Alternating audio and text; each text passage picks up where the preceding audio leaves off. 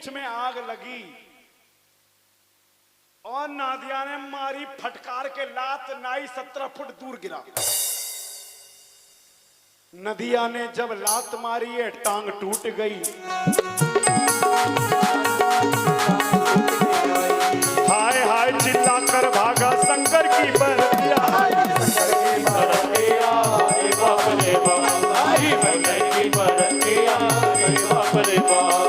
अरे बाप रे बाप देखो, अरे बाप रे बाप, अरे बाप रे बाप देखो, अरे बाप रे बाप, आई शंकर की बरतिया, अरे बाप रे बाप, आई शंकर की बरतिया, अरे बाप रे बाप।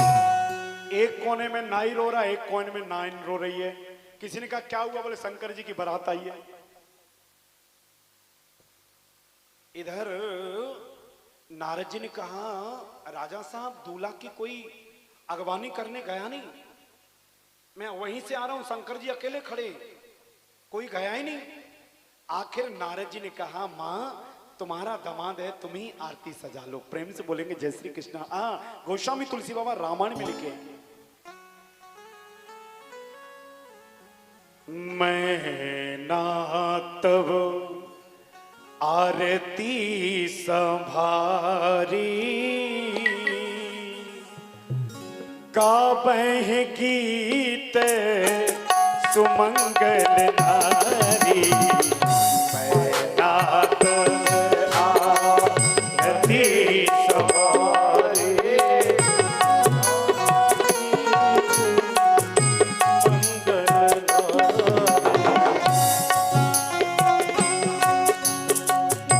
मैं ना तब आरती संभारी, मैं ना तब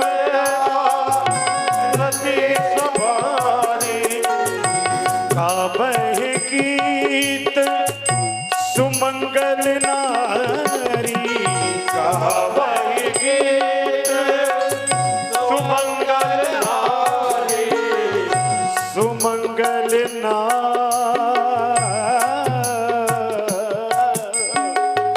सुमंगल नारी, मैं ना तब आरती संभारी, गावह गीत सुमंगल नारी।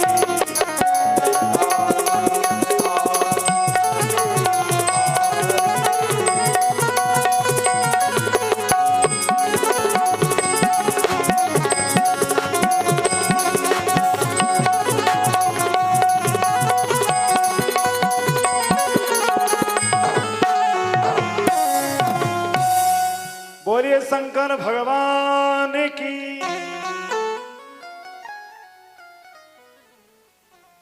आज माता ने आरती सजाई और दरवाजे पर लेकर के पहुंची। पूछा लोग कह रहे हैं दामाद बड़ा बुरा है, दामाद तो बड़ा अच्छा है। नारद जी बोले ये तुम्हारा दामाद नहीं, बोले फिर? बोले तुम्हारे दामाद का नौकर है, नौकर। ओहो।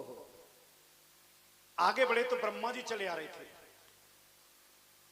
मैया बोली नारद जी आरती करूं, दामाद तो बड़ा सुंदर है। नारद बाबा बोले ये तुम्हारे दामाद नहीं, बोले फिर? बोले तुम्हारे दामाद के मुनीम है, मुनीम। ओहो। आगे बढ़े तो विष्णु भगवान चले आ रहे थे। मैया बोली अब तुम बोलना मत नारद जी, मैं आरती कर लूं। नारद बाबा बोले आरती भले ही कर लो, लेकिन तुम्हारे दामाद नहीं है। बोले फिर?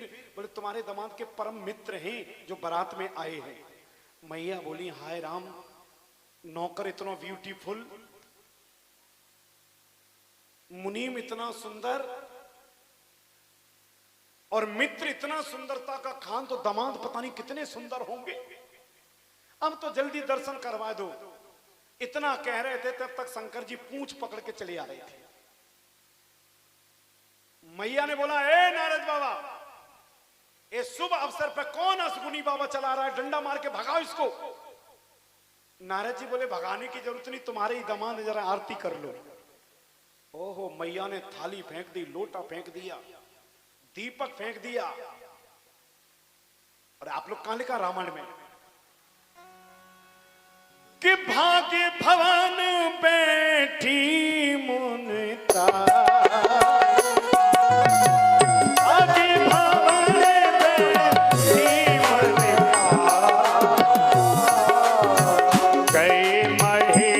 से जहाँ जनवासा, गए महेश जनवासा।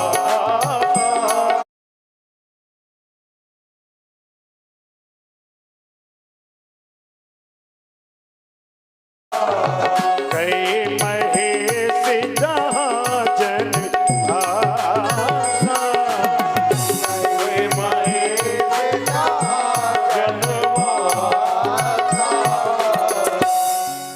भाग्य भवन बैठी मन त्रासा, और गए महेश जहां जनवासा। माता तो थाली लोटा फेंक करके निकल ली, दीपक फेंक दिया। अरे इससे अच्छा तो मेरी बेटी कुंवारी रहती। नारद कर में कहा बिगारा, भवन बसत जिम मोर उजारा। अस उपदेश में तुम दीना, और बोरे बरे लाग तप कीना। इस पागल के लिए इतनी तपस्या कराई। नारद जी ने समझाया, मां विधि का विधान है। अच्छा सत्य बताऊं, अगर बखोटिया का छोरा होता, वाकई सास इतनी बेइज्जती कर देती तो मालूम कहां जाता है? या तो बस स्टैंड जाता है या रेलवे स्टेशन जाता है, रुकता नहीं। इतनी बेइज्जती कर दी। और शंकर जी कहां गए? जन्माशय में। कहां गए? जन्माशय में। किसी से पूछा भैया जन्माशय कहां है? बोले बस बस यहां से चले जाओगे, यहां से उल्टे हो जाना, उल्टे होके सीधे हो गए, वहीं जन्माशय टेंट लग रहा है। शंकर जी वहां चले गए और बैठ गए। भूत प्रेत बिगड़ गए। ये दक्ष राजा क्या समझता है, मैं ईंट से ईंट बजा दूंगा। शंकर जी बोले क्या हुआ? बोले तुम्हारा अपमान कर दिया, जल का भरा हुआ लोटा फेंक दिया, तुम्हारा बड़ा अपमान हुआ। शंकर जी ने कहा इधर आ, इधर आ, तेरा ब्याह हुआ? बोले नहीं हुआ। बोले ससुरा जब तेरा ब्याह ही नहीं हुआ तो काका रस्में निभाई जाती है। अरे बोले प्रभु ये कौन सी रस्म है? उन्होंने जल का लोटा फेंक दिया। शंकर जी ने कहा मेरी सास ने जल का लोटा मालूम क्यों फेंका? मेरी सास ने देखा, वाह मेरा दामाद कितना सुंदर है, कितना सुंदर है, जिनके सर पे स्वयं गंगा जी विराजमान हैं, एक लोटा जल दिखाएंगे तो अपमान हो जाएगा, इसलिए जल का लोटा फेंक दे। इसलिए जल का लोटा फेंक दिया। एक बोले ठीक है गंगा जी विराजमान है, जल का लोटा फेंक दिया, वो जलता हुआ दीपक क्यों फेंक दिया? शंकर जी बोले मेरी सास ने देखा मेरे दामाद के सर पे स्वयं चंद्रदेव विराजमान है, एक दीपक दिखाऊंगी तो उनकी बड़ी बेइज्जती हो जाएगी, इसलिए दीपक फेंक दिया। प्रेम से बोलेंगे जय श्री कृष्ण। भूत प्रेत कहने लगे हम कहूं ब्याह हो तो हम 17 थाली फेंकवाएंगे।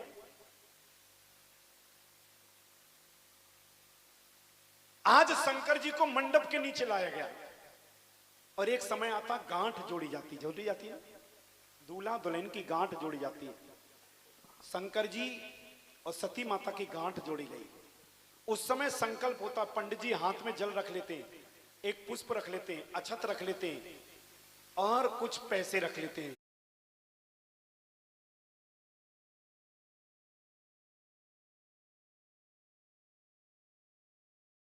उसको संकल्प बोलते हैं। संकल्प कई लोग होते हैं, कई लोगों का स्वभाव होता है ना, कई लोग सब पूजा करते हैं तो हाथ में संकल्प लेते हैं, हाथ में जल रख करके आंख बंद करके संकल्प करते हैं। लेकिन संतों का भाव मालूम क्या होता है? पूजा करते समय हाथ में जल हो न हो कोई फर्क नहीं पड़ता है, पूजा करते समय नेत्रों में जल हो तो भगवान तुरंत सुन लेता है, तुरंत सुन लेता है। एक बार उसको अश्रु बहा करके कह करके देखो, आपके काम न बन जावे तो देखना जिंदगी का आनंद मिल जाएगा।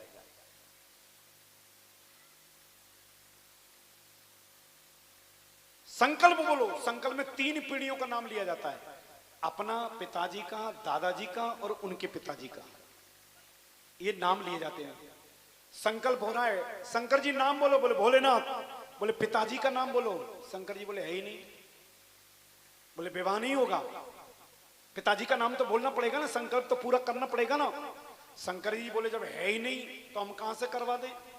सप्तऋषि बोले थे, बैठे हुए थे, सप्तऋषियों ने कहा नहीं पिता का नाम तो बोलना पड़ेगा, संकल्प में बोलना पड़ता है। शंकर जी बोले एक बात बताओ, जब बाप है ही नहीं तो मैं किसका नाम बोल दूं? तो विवाह नहीं होगा। बगल में खड़े थे ब्रह्मा जी। ब्रह्मा जी ने कहा इनके विवाह में इतनी अड़चन आ रही, इतनी अड़चन आ रही, मैं क्या करूं?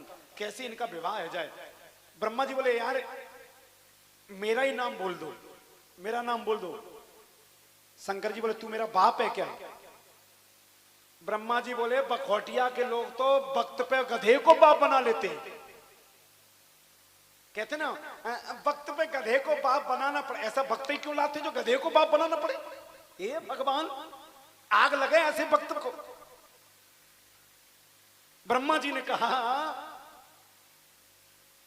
मेरा नाम बोल दो। शंकर जी ने कहा चलो ठीक है, नाम बोले। बोले भोलेनाथ। बोले पिता का नाम? बोले ब्रह्मा जी। बोले ब्रह्मा जी के पिता का नाम बोलो। शंकर जी बोले बोल ब्रह्मा तेरे बाप का नाम। ब्रह्मा जी बोले 11,000 वर्ष तक कमल की डंडी में ढूंढता रहा, आज तक मिला ही नहीं। विष्णु भगवान ने कहा यार ब्रह्मा जी मेरा नाम ले दो यार, काम चलाओ कैसे। नाम बोले। बोले भोलेनाथ। पिता का नाम बोले। बोले ब्रह्मा जी। बोले ब्रह्मा जी के पिता का नाम? बोले विष्णु जी। बोले विष्णु जी के पिता का नाम? बोले शंकर जी। बोले लफड़ा क्या? बोले तुम तो विवाह करो प्रेम के, प्रेम से बोलेंगे जय श्री कृष्ण। हाँ